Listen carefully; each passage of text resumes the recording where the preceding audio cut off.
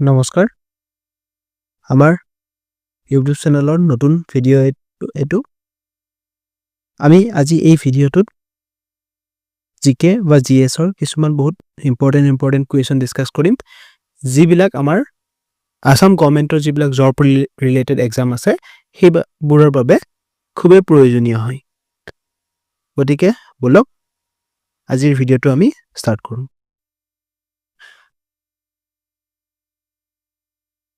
আমাক প্ৰথম কুৱেশ্যনটো দিছে অসমৰ মীনা কুমাৰী ৰূপে খ্যাত অভিনেত্ৰীগৰাকী কোনগৰাকী অপশ্যন দিছে সীমা বিশ্বাস মলয়া গোস্বামী আইদেউ সন্ধিকৈ অনুপমা ভট্টাচাৰ্য ইয়াৰে শুদ্ধ উত্তৰটো হ'ব অনুপমা ভট্টাচাৰ্য মীনা কুমাৰী ৰূপে খ্যাত নেক্সট কুৱেশ্যন অসমৰ শেষ ৰজা পুৰন্দৰ সিংহৰ মৈদাম কোন ঠাইত অৱস্থিত অপশ্যন যোৰহাট গুৱাহাটী শিৱসাগৰ গোলাঘাট ইয়াৰে শুদ্ধ উত্তৰটো হ'ব যোৰহাট আহোমসকলৰ শেষৰজন ৰজা পুৰন্দৰ সিংহৰ মৈদাম যোৰহাটত অৱস্থিত আৰু লগতে আহোমসকলৰ শেষৰখন ৰাজধানী আছিল যোৰহাটত নেক্সট কুৱেশ্যন লিডুৰ পৰা চীনৰ কোন মিয়ঙলৈকে উলিওৱা ষ্টিলৱে পথৰ তলৰ কোনটো বিষয়ৰ সৈতে জড়িত অপশ্যন প্ৰথম বিশ্বযুদ্ধ দ্বিতীয় বিশ্বযুদ্ধ ইয়াণ্ডাবু সন্ধি আৰু 1962 চনৰ যিখন যুদ্ধ হৈছিল চীন আৰু ভাৰতৰ যুদ্ধ সেইটা আমাৰ অপশ্যন দিছে ইয়াৰে শুদ্ধ উত্তৰটো হ'ব দ্বিতীয় বিশ্বযুদ্ধৰ লগত এই যিটো ৰাস্তা আছিল বা পথ আছিল এইটো দ্বিতীয় বিশ্বযুদ্ধৰ লগত জড়িত নেক্সট কুৱেশ্যন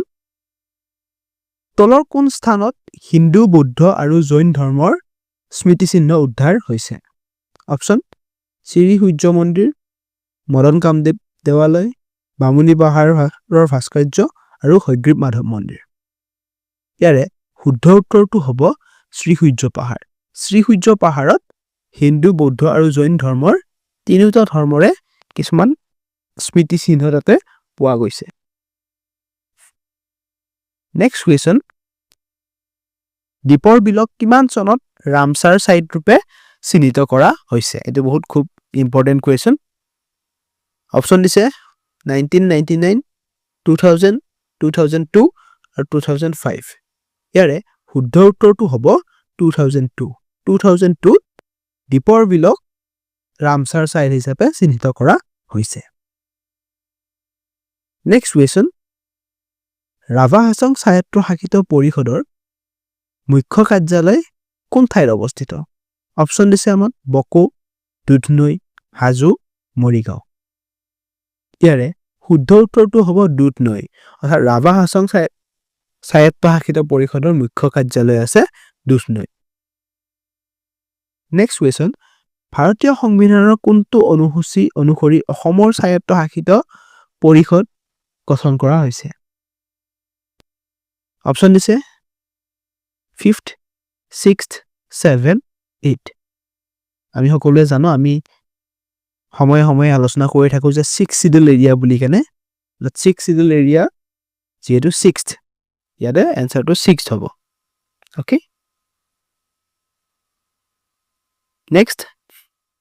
ৰুদ্ৰসিংহৰ জয়সাগৰ পুখুৰী কিমান চনত খন্দুৱাইছিল অপশ্যন দিছে 1597 1697 1680 1690 ইয়াৰে শুদ্ধ উত্তৰটো হ'ব 1697 চনত ৰুদ্ৰসিংহই জয়সাগৰ পুখুৰী নিৰ্মাণ বা খন্দুৱাইছিল নেক্সট শিৱসাগৰৰ শিৱদৌলৰ কলচীটো কেতিয়া খহি পৰিছিল অপশ্যন দিছে 1897 চনত মিৰ্জুমলাৰ অসম আক্ৰমণত 1850 চনৰ ভূমিকম্পত আৰু মানৰ আক্ৰমণত ইয়াৰে শুদ্ধ উত্তৰটো হ'ব 1950 চনৰ যেটো অসমত বৰ ভূমিকম্প হৈছিল তেতিয়া হে কলচীটো খহি পৰিছিল নেক্সট কোৱেশ্চন ৰীমা দাসে নিৰ্মাণ কৰা অসমীয়া ছবি কেইখন বাছি উলিওৱা অৰ্থাৎ ইয়াতে আমাক চাৰিখন ছবিৰ নাম কৈছে প্ৰথা আন্তঃদৃষ্টি ফিৰেছ ৰকষ্টাৰ আৰু বুলবুল কেন সিং ইয়াৰে ভিতৰত ৰীমা দাসে কোন কেইখন নিৰ্মাণ কৰিছে আমাক খুদিছে ইয়াতে আটাইকেইটাই আমাৰ হ'ব কাৰণ ইয়াতে যি কেইখন চিনেমা আছে আটাইকেইখন চিনেমাই ৰীমা দাসে নিৰ্মাণ কৰিছিল অৰ্থাৎ ইয়াতে অপচন এ টো শুদ্ধ হৈ যাব নেক্সট কোৱেশ্চন অসমৰ মেচিন মেন বুলি কোনজন লোকক জনা যায় অপচন জিতেন্দ্ৰ নাথ গোস্বামী উদ্ধৱ ভৰালী ৰবীন বসুমতাৰী হৰি গগৈ ইয়াৰে শুদ্ধ উত্তৰটো হ'ল উদ্ধৱ ভৰালীক অসমৰ মেচিন মেন বুলি কেনে জনা যায় নেক্সট কোৱেশ্চন কোনখন ৰাষ্ট্ৰীয় উদ্যানত গোলাই আৰু বগাপানী দুটা প্ৰধান হাতীৰ প্ৰৱেশদ্বাৰ অপচন দিছে আমাক নামেৰি ৰাষ্ট্ৰীয় উদ্যান মানাস ৰাষ্ট্ৰীয় উদ্যান দিহিং পাটকাই ৰাষ্ট্ৰীয় উদ্যান আৰু ৰায়মনা ৰাষ্ট্ৰীয় উদ্যান ইয়াৰে শুদ্ধ উত্তৰটো হ'ব দিহিং পাটকাই ৰাষ্ট্ৰীয় উদ্যানত গোলাই আৰু বগাপানী দুটা নামৰ দুটা প্ৰধান হাতীৰ প্ৰৱেশদ্বাৰ আছে নেক্সট কোৱেশ্চন নিম্নলিখিত কোনগৰাকী 1968 চনৰ 5 অক্টোবৰত ভাৰতীয় ডাক টিকেটত স্থান লাভ কৰা প্ৰথম অসমীয়া আছিল অপচন ডক্টৰ ভূপেন হাজৰিকা ৰাধা গোবিন্দ বৰুৱা লক্ষ্মীনাথ বেজবৰুৱা এই সকলৰ কোনোটো নহয় বা অৰ্থাৎ ওপৰৰ কোনো এটাও নহয় আমাক কৈছে ইয়াৰে শুদ্ধ উত্তৰটো হ'ব ৰাধা গোবিন্দ বৰুৱা অৰ্থাৎ 1968 চনৰ 5 অক্টোবৰ তাৰিখে প্ৰথমবাৰৰ বাবে এগৰাকী অসমীয়া ডাক টিকটত স্থান দিয়া হৈছিল নেক্সট কোৱেশ্চন অসমৰ কোনটো দিনত সতী জয়মতী দিৱস পালন কৰা হয় অপচন 27 মাৰ্চ 2 ডিসেম্বৰ 14 জানুৱাৰী 24 নৱেম্বৰ ইয়াৰে শুদ্ধ উত্তৰটো হ'ব 27 মাৰ্চত সতী জয়মতী দিৱস হিচাপে পালন কৰা হয় ইয়াৰে 2 ডিসেম্বৰটো আমি অসম দিৱস হিচাপে পালন কৰো আৰু 24 নৱেম্বৰটো আমি লাচিত দিৱস হিচাপে পালন কৰো নেক্সট মোৱামৰীয়া বিদ্ৰোহৰ সূচনা কাৰ শাসনকালত হৈছিল অৰ্থাৎ প্ৰথমবাৰ যেটো মোৱামৰীয়া বিদ্ৰোহ হৈছিল হেতু কাৰ শাসনকালত হৈছিল আমাক সুধিছে অপচন দিছে লক্ষী সিংহ ৰুদ্ৰ সিংহ শিৱ সিংহ ওপৰৰ এটাও নহয় ইয়াৰে শুদ্ধ উত্তৰটো হ'ব লক্ষ্মী সিংহৰ দিনতেই প্ৰথমবাৰৰ বাবে মোৱামৰীয়াসকলে বা মায়ামৰা সত্ৰৰ শিষ্যসকলে বিদ্ৰোহৰ সূচনা কৰিছিল নেক্সট কোৱেশ্চন সাহিত্য অকাডেমি বঁটা লাভ কৰা প্ৰথম অসমীয়া কবিতা পুথি কোনখন অপচন অন্তৰীপ ইয়াৰিংগম বনফুল মামৰে ধৰা তৰোৱাল ইয়াৰে শুদ্ধ উত্তৰটো হ'ব বনফুল আছিল প্ৰথম অসমীয়া কবিতা পুথি যিখনে সাহিত্য অকাডেমি বঁটা লাভ কৰিছিল প্ৰথমবাৰৰ বাবে এতিয়া তোমালোকে মোক কমেন্ট সেকশনত জনোৱা যে এই বনফুল নামৰ কবিতা পুথিখন কোনে লিখিছিল বহুত ইম্পৰ্টেন্ট হয় আহি থাকে কুৱেশ্যনত গতিকে তোমালোকে মোক কমেন্টত জনোৱা নেক্সট কুৱেশ্যন তলৰ কোন স্থানত ৰংপুৰ মেলা অনুষ্ঠিত হয় অপচন চৰাইদেউ মৈদাম কাৰেংঘৰ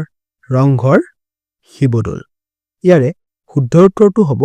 ৰংঘৰ এই ৰংঘৰত ৰংপুৰ মেলা অনুষ্ঠিত হয় নেক্সট কুৱেশ্যন বিশ্ব হস্তি দিৱস কোন তাৰিখে পালন কৰা হয় অৰ্থাৎ যেটো আমাৰ ওয়াৰ্ল্ড এলিফেন্ট ডে আছে হেতু কেতিয়া পালন কৰা হয় বা কেতিয়া সেলিব্ৰেট কৰা হয় আমাক সুধিছে অপচন দিছে 22 সেপ্টেম্বৰ 12 আগষ্ট 15 অক্টোবৰ আৰু 10 নৱেম্বৰ ইয়াৰে শুদ্ধ উত্তৰটো হ'ব 12 আগষ্ট অৰ্থাৎ 12 আগষ্ট তাৰিখে বিশ্ব হস্তী দিৱস পালন কৰা হয়। নেক্সট কুৱেশ্যন, এছিয়া মহাদেশৰ কোন দিশত ভাৰতবৰ্ষ অৱস্থিত? অপশ্যন দিছে আমাক উত্তৰ, পূব, পশ্চিম, দক্ষিণ। আমাৰ ভাৰতখন এছিয়াৰ কোনফালে অৱস্থিত? তলৰ ফালে অৱস্থিত, গতিকে কি হ'ব? সাউথ, দক্ষিণ ফালে অৱস্থিত হ'ব। নেক্সট কুৱেশ্যন, নিমিলা অংক ছবিখনৰ পৰিচালক কোন? অৰ্থাৎ যিখন অসমীয়া ফিল্ম আছে, ছবি আছে, সেইখন নিমিলা অংক, তাৰে পৰিচালক কোন বা ডাইৰেক্টৰ কোন আমাক সুধিছে। অপশ্যন, লক্ষীধৰ চৌধুৰী, ভূপেন হাজৰিকা, ফণী শৰ্মা আৰু নীপ বৰুৱা। ইয়াৰে শুদ্ধ উত্তৰটো হ'ব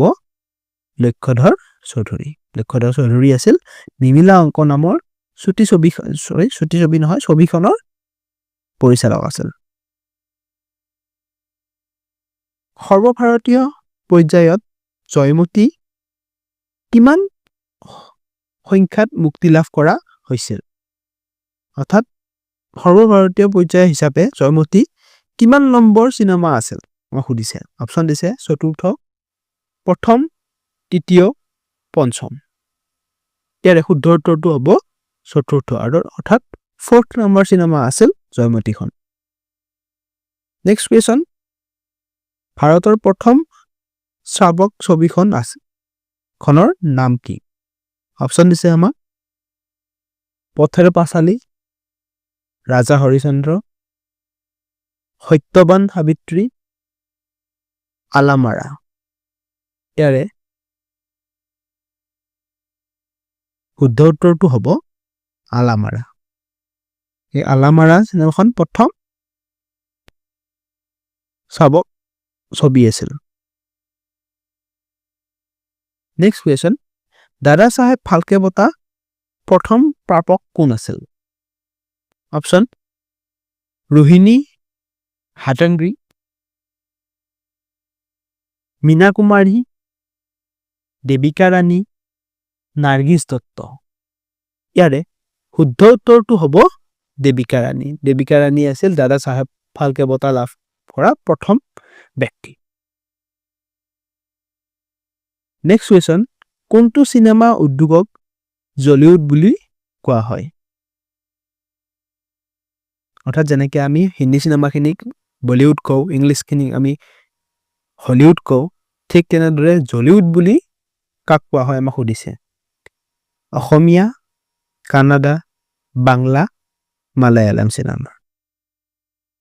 শুদ্ধ উত্তৰটো হ'ব অসমীয়া চিনেমা। অৰ্থাৎ অসমীয়া চিনেমাক আমি জলিউড বুলি কেনে কওঁ। আজিলৈ আমাৰ ভিডিঅ'টো ইমানেই আছিল। আমি আৰু কিছুমান ভাল ভাল কুৱেশ্যন লৈ কেনে আপোনালোকৰ আগত লৈ আহিম। গতিকে আপোনালোকে আমাৰ সকলোবিলাক আমাৰ ভিডিঅ'ই আপোনালোকে চাই থাকিব বুলি আমি আশাবাদী। Thank U.